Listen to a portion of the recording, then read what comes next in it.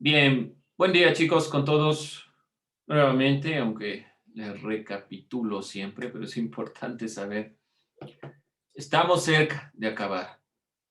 Póngale ánimo en este último proceso, en esta última parte. Ya no nos queda mucho. Póngale ánimo. Vamos a acabar bien estos temas y realmente ya tercero de bachillerato, ya no nos vemos, no hay filosofía, no hay ciudadanía.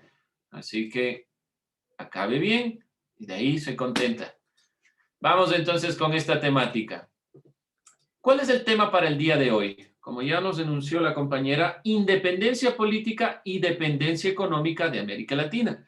Yo con lo último que les dejé era la perspectiva de ¿por qué se llama independencia política y dependencia económica? Con eso cerramos nosotros la clase anterior y es con lo que voy a arrancar un poco esta perspectiva. Bueno, nos planteamos esta pregunta, obviamente, pero vamos a analizar a estos próceres de la independencia.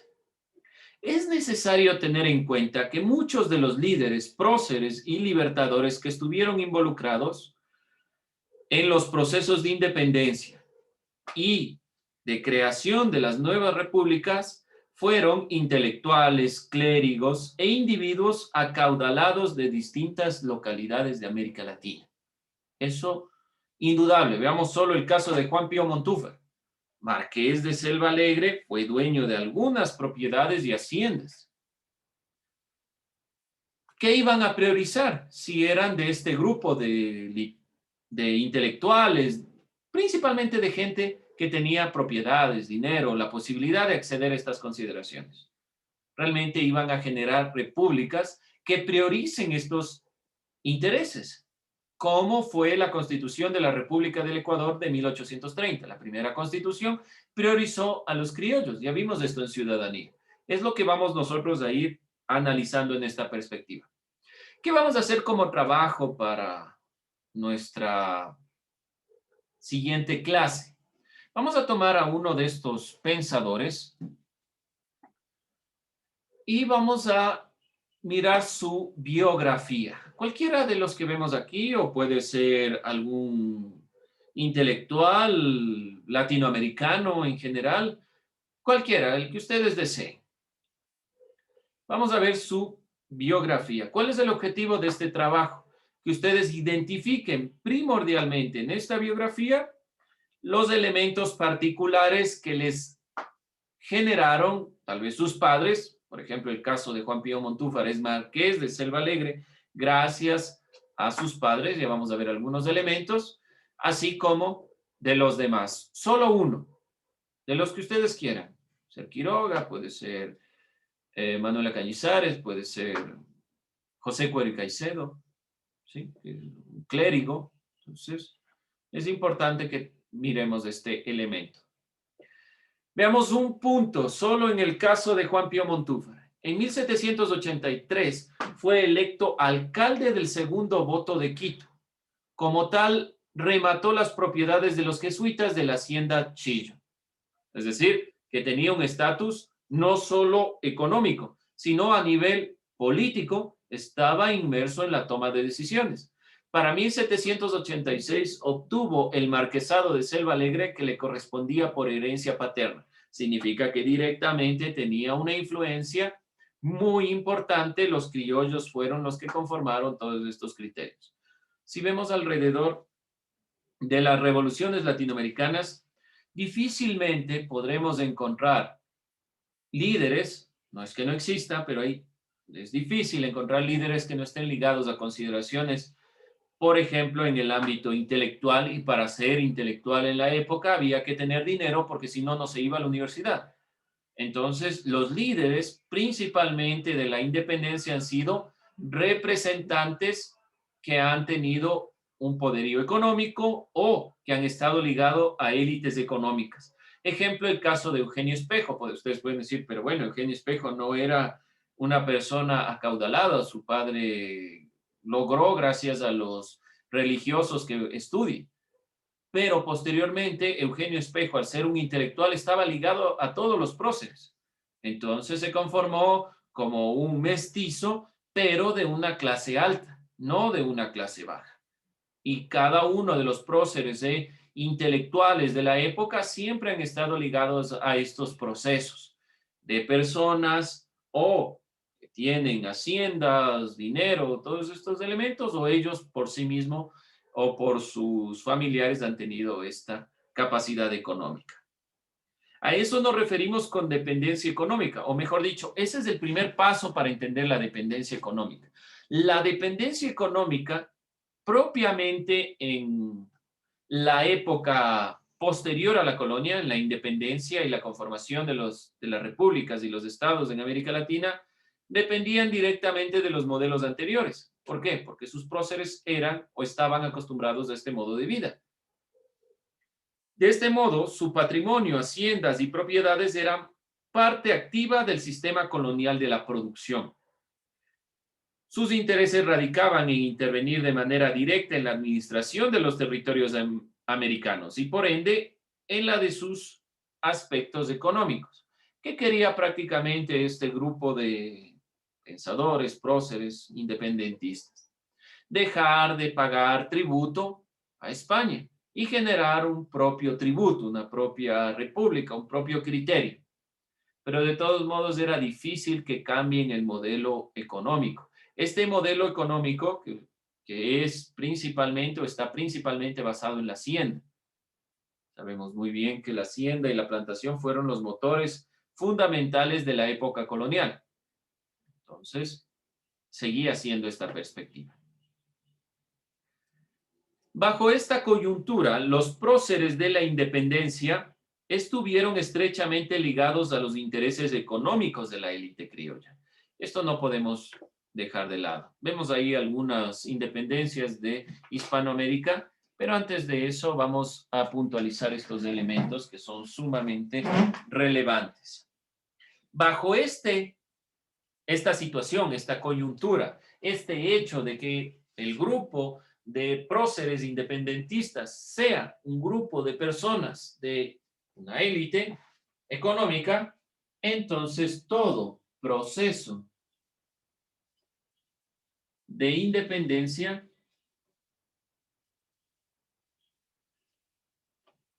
necesariamente estuvo ligado a la élite criolla.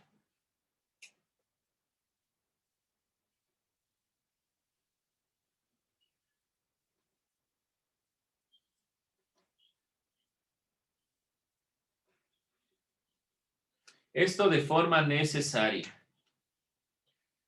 Por lo que la participación de otros grupos sociales fue realmente limitada.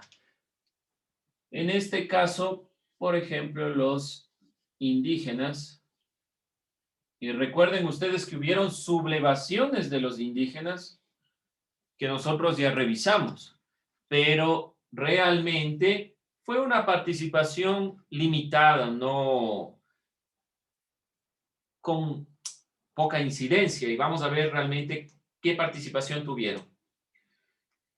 Respecto a la participación activa de los indígenas en la independencia, se asume que durante el proceso, ellos y las personas esclavizadas fueron obligados a participar, tanto del lado de los realistas, que son los grupos que estaban a favor del rey, por eso son realistas, como de los independentistas. Entonces, indígenas y esclavos tuvieron una participación activa por obligación. Obviamente no en todos los casos y sobre todo no creo que en su mayoría del lado de los independentistas. Sí, tal vez más en el lado de los realistas. Pero en una primera instancia, los indígenas tal vez no querían esto de generar una guerra. Estaban, no sé si conformes o no, pero por lo menos se acostumbraron al modelo que se les planteó dentro de la época colonial.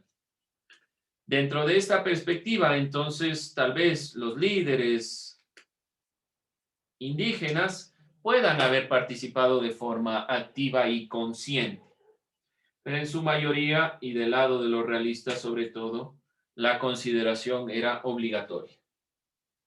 El proceso de independencia, entonces, no olvidarse, confrontó dos bandos, realistas e independentistas. Bueno, no obstante, como les decía, el proceso se tomó en ciertas campañas, no es que simplemente se dio el primer grito de independencia y ya, nos independizamos, sino que fueron varias batallas que en el Ecuador culminó con la batalla de Pichincha. Por lo tanto, puede ser que durante el proceso de la independencia, muchos de los indígenas se hayan aliado con los independentistas de forma voluntaria. Vemos entonces que el legado es propiamente criollo, que los indígenas y esclavos tuvieron una participación que fue al principio y sobre todo del lado de los independentistas obligada,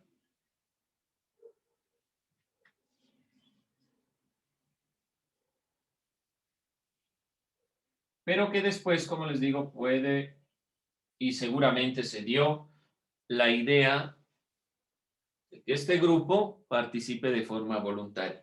¿Qué creían realmente estos grupos minoritarios, grupos que no estaban ni de un lado ni de otro? El momento que se dan las independencias, lo que quieren es realmente eso, independizarse, pero de todo el modelo. Tratar de salir de la situación social que viven los indígenas, los esclavos, y tratar de conformar una realidad más igualitaria. De todos modos, creo que toda lucha social pretende eso, aun cuando los intereses primarios o los intereses de ciertos grupos en la lucha no sea esa, realmente se pretende eso y por eso muchos grupos se adhieren a estas perspectivas. Sin embargo, a pesar de que la independencia puso fin al régimen español, algunos aspectos económicos, sociales y creo que los más fuertes, los culturales, difícilmente se transformaron. Sobre todo en cuestiones culturales es lo más difícil que América Latina en general y el Ecuador ha tenido que sobrellevar para generar un cambio de la época colonial. Seguimos, o a veces se sigue dentro de esta perspectiva de mentalidad. Si bien se dieron una serie de iniciativas liberales dentro de las nuevas legislaciones de los estados nacientes, el comercio y la producción aún dependían de la economía latifundista. Esto es sumamente importante. El comercio y la producción dependían de la economía latifundista. ¿Qué es latifundista, latifundio?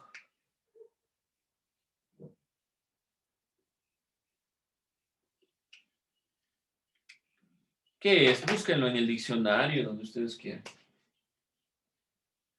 Economía latifundista. ¿Qué es latifundista, latifundio? Economía latifundista. Vamos a ver, busquen, por favor, busquen. Ahí tiene el diccionario, Wikipedia, lo que ustedes deseen.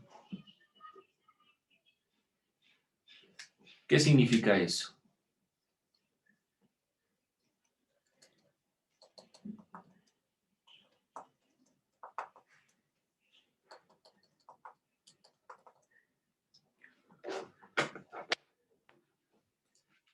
¿Ya? ¿Encontraron? ¿Alguien encontró?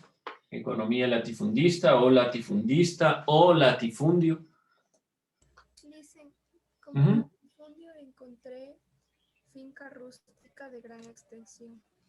Ya, finca rústica, es decir, un espacio de tierra que está destinado por lo general a la agricultura o a la ganadería, es decir, todo el agro. Ya, muy bien. Finca, bueno, aquí finca, hacienda, no nos vamos a hacer problema con ese término, simplemente espacio de tierra. ¿Y qué será entonces la economía latifundista tomando en cuenta la definición de latifundio? ¿Qué será la economía latifundista? Por deducción. Mano de obra barata, quizá tendría que ver. Bueno, detrás de todo espacio de tierra destinado a lo agropecuario, va a haber unas personas que trabajen esa tierra. Las personas que trabajan esa tierra, en el caso de la época colonial, fueron los indígenas y los esclavos, que podemos considerarlo mano de obra barata. Por lo tanto, de aquí sintetizando lo que me quiero referir, la economía latifundista se basa principalmente en la agricultura y ganadería, donde la producción es realizada por un grupo de personas que están sujetas a explotación. Esa es la economía latifundista, aquella que se basa en los grandes latifundios, en los grandes espacios de tierra. Esto viene desde la época medieval como modelo económico. El feudalismo, la economía latifundista, la economía basada en la tierra, viene desde esta época. Allá se llamaba feudalismo porque los feudos también son espacios de tierra, pero que están gobernados por el rey o por alguien a cargo del nombre del rey. Aquí están gobernados por los dueños de la tierra. Entonces, la economía latifundista, en síntesis, se basa en la tierra. Licencia, ¿puede decir sistema de peonaje? ¿Sistema de qué? Peonaje. ¿A qué se refiere esa palabra? No la entiendo bien. Búsqueme esa palabra, ¿a qué se refiere? Bueno, peonaje es como el proceso de conformación del sistema de mano de obra asalariada inicialmente agrícola. En parte, pero la economía latifundista principalmente es explotación del recurso del trabajador. Entonces, puede ser que le hayan pagado, pero era ínfimo y por lo general no. Entonces, la economía latifundista, como se basa en la tierra, pero se basa en la explotación al trabajador. Podemos ahí trastocar esa perspectiva. Puede decirse, pero más le veo en el sentido de lo primero que, bueno, lo segundo que planteó Cecilia, esto de la explotación a las personas, la explotación de la mano de obra trabajadora. Más en este sentido está la idea latifundista, porque vemos que estos latifundios son principalmente la extracción de materia prima y el empleo de mano de obra indígena. Hay dos elementos que hacen a la economía latifundista basada en la tierra. Tanto la extracción de materia prima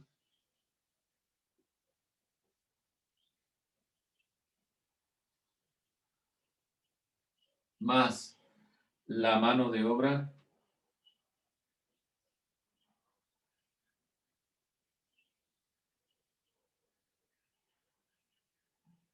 indígena. Esto le caracteriza. Por esa razón es lo que yo decía, no es del todo en ese sentido.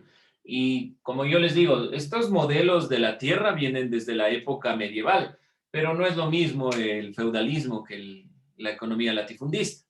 Aun cuando tengan su misma base en la tierra, los elementos que la caracterizan son estos: la extracción de materias primas y la mano de obra indígena como motor principal. Obviamente existió la esclavitud en las plantaciones, pero todo este elemento va a seguir privando, porque el momento que se conforman las repúblicas, lo primero que va a pasar es que de todos modos no son ciudadanos, pero ya no hay modelos de esclavistas. Ya no se va a dar el triángulo de comercio para América Latina. Ya el Ecuador no va a funcionar en base al esclavismo. Ustedes pueden decir, pero sí, los indígenas eran prácticamente esclavos. Sí, pero digámoslo así, no era una forma en la cual esté en la Constitución. La esclavitud es propiamente el motor de nuestra economía, aun cuando funcione, digamos, ¿sí? Aun cuando sea una esclavitud tapada por medio del supuesto trabajo. Pero se quita eso el momento que se dan las repúblicas o que se da el proceso de independencia, porque es una independencia ideológica, cambiar sobre todo el modelo esclavista que ha tenido Europa. Ahora, no funcionó porque la economía seguía siendo basada en la tierra, en la extracción de materia prima. ¿Y quiénes trabajaban? Los indígenas. Seguían trabajando los indígenas en la tierra, en las grandes haciendas. Inclusive, la mano de obra indígena continuó siendo explotada a pesar de los múltiples intentos por erradicarla durante el siglo XIX. No se lo logró.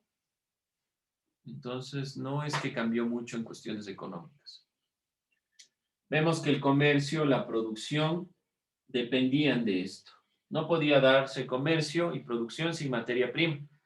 Y América Latina no llegó a una industrialización. Por lo tanto, siguió basándose en el modelo de la tierra para tener economía.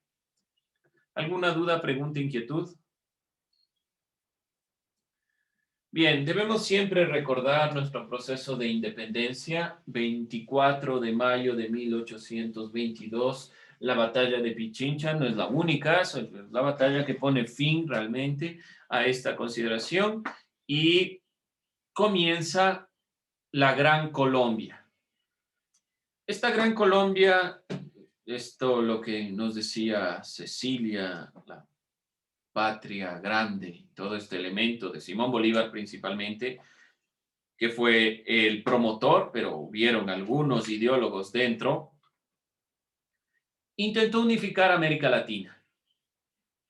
Finalmente se genera todo este proceso de independencia, de firma de acuerdos y demás, pero nos deja este rezago. Los procesos independentistas acarrearon una gran cantidad de gastos, tanto por las campañas bélicas como por el posterior establecimiento de las nuevas repúblicas. Generó muchos gastos. ¿De dónde iban a obtener los recursos? Nuevamente, del único modelo que conocían. Como no tenían maquinaria, tenían que implementar modelos, no podían ser liberales, tenían que ser modelos netamente conservadores, donde la hacienda y el comercio a través de la producción agrícola era el fundamento y había que pagar la guerra. Entonces había que seguir manteniendo el modelo anterior. Este es otro factor por el cual la economía se mantiene desde la época colonial, porque la independencia acarreó una gran cantidad de gastos y no había cómo modificar de buenas a primeras y de dónde se iba a obtener los recursos. Muchos otros países ayudaron a América Latina para que se independice. Había que pagar ese armamento, había que pagar todas las campañas, alimento y la conformación de nuevas repúblicas, que era el proceso. Sabemos muy bien que nuestro primer presidente es Juan José Flores. ¿Por qué le delegan a Juan José Flores? Estaba encargado del Departamento del Sur, que era la parte que corresponde al Ecuador en la Gran Colombia. Como él era el delegado del Departamento del Sur de toda la conformación de la Gran Colombia de Simón Bolívar, entonces se le delegó ser el primer presidente de la República ya que conocía el territorio.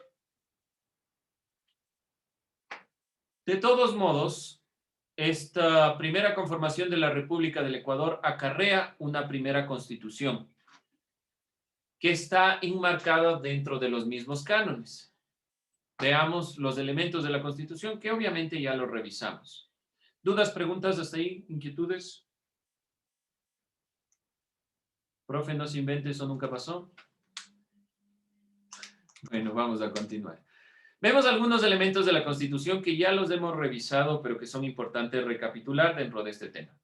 La Constitución de 1830 declara una ideología netamente conservadora y excluyente. Van a seguir siendo los indígenas los que trabajan la tierra.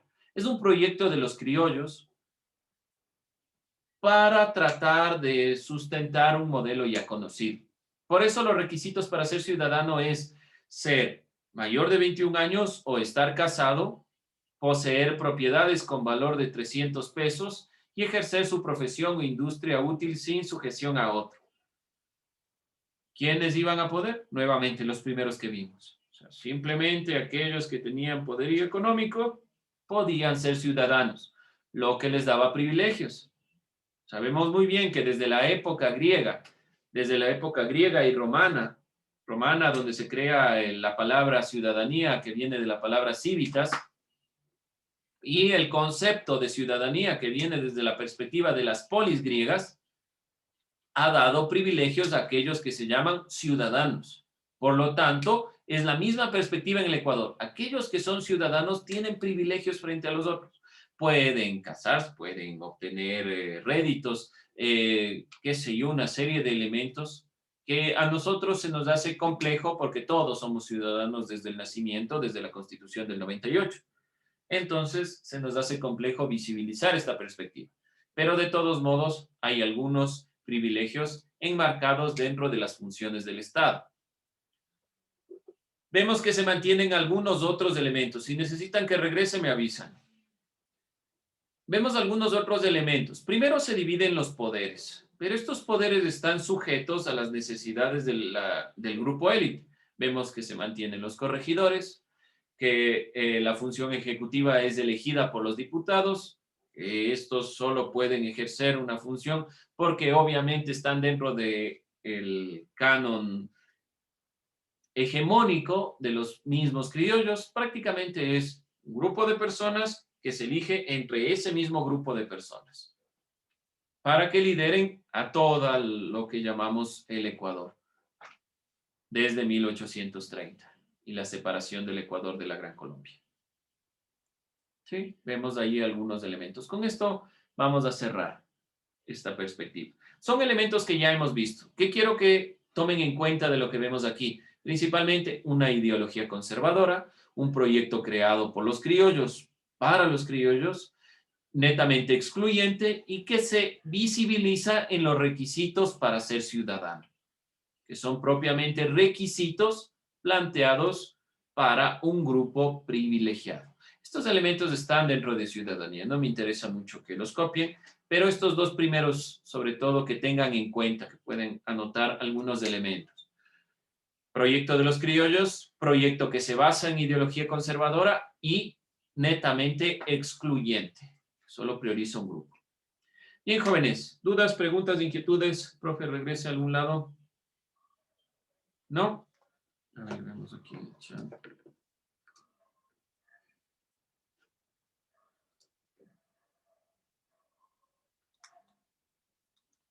Ahí vemos las funciones del Estado. Ahí podemos terminar el video. Eduardito, muchas gracias. Listo.